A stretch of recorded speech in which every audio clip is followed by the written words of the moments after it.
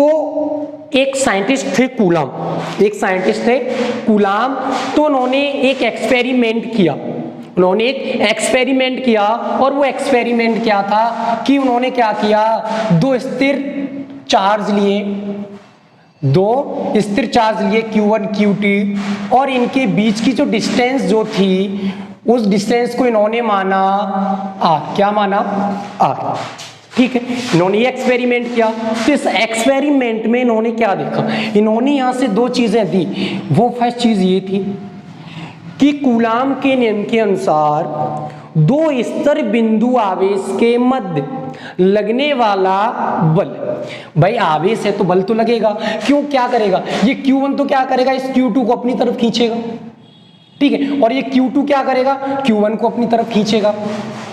अब हैं दोनों पॉजिटिव, एक दूसरे की तरफ जाएंगे नहीं, कभी इधर कभी इधर कभी इधर कभी इधर, मतलब इनके बीच में फोर्स काम कर रहा है, ठीक है ना, प्रतिकर्षण भी हो सकता है, आकर्षण भी हो सकता है, ठीक है। तो उन्होंने दो चीजें निकाली कि दो स्तर बिंदु आवेशों के मध्य लगने वाला जो बल होता है, लगने वाला जो बल होता है वो डायरेक्टली प्रोपोर्शनल होता है किसके, उन आवेशों के गुणनफल के।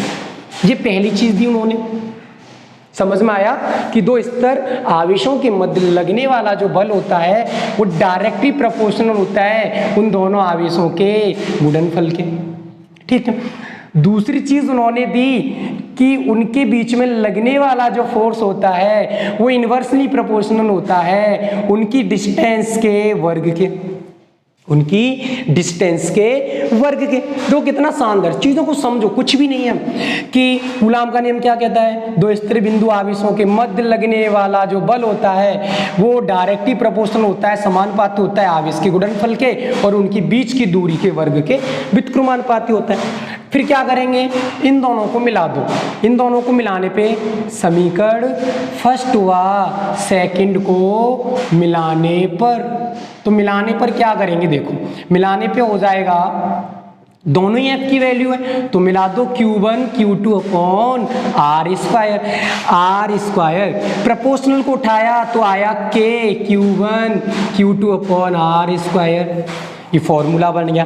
अब बात करते हैं कि ये क्या, ये K जो है ये क्या होता है, तो इसको बोलते हैं एक समानुपातिक स्थिरांक बोलते हैं, समानुपातिक, समानुपातिक स्थिरांक बोलते हैं, ठीक है, समानुपाती स्थिरांक बोलते हैं, ठीक है। इस K की जो वैल्यू होती है वो होती है 1/4 पाई एप्सिलॉन नॉट, जो रखते हैं थ्योरी में, जो किस में रखते हैं, थ्योरी में। लेकिन अगर न्यूमेरिकल की बात की जाए तो होती है 9 × 10⁹ न्यूटन मीटर स्क्वायर प्रति कूलाम स्क्वायर, ठीक है भाई। चलो ये बात खत्म हुई। अब मैं बात करता हूं कि एप्सिलॉन नॉट क्या है। तो ये जो एप्सिलॉन नॉट है इसको बोलते हैं वैद्युतशीलता, क्या बोलते हैं, वैद्युतशीलता, क्या बोलते हैं, निर्वात की वैद्युतशीलता। ये वैद्युतशीलता किस में होती है, निर्वात में, ठीक है।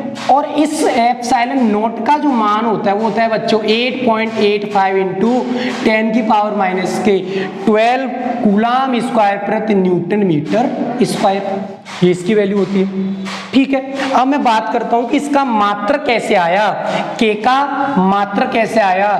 तो K का मात्रक सब निकालना सिखा दूंगा, देखो धीमे धीमे। तो सबसे पहले मैंने फॉर्मूला लिखा, फॉर्मूला F बराबर K Q1 Q2 upon R square, cross multiply कर दो क्योंकि मुझे K की वैल्यू निकालनी है, तो K की हो जाएगी F R square upon Q1 Q2। अब देखना F बल मतलब न्यूटन, R मतलब डिस्टेंस मीटर स्क्वायर, Q क्या होता है, आवेश, आवेश का मात्रक होता है कूलाम, कूलाम ये तो ये हो जाएगा कूलाम का स्क्वायर, ठीक है भाई। चलो अब मैं बात करता हूं विमा की, किसकी बात करता हूं, विमा की, डायमेंशन, क्या, डायमेंशन। तो देखना यहीं से K, F की विमा जो होती है वो होती है mL/T-2, जो मैंने पिछली वीडियोस में निकालना सिखाया था।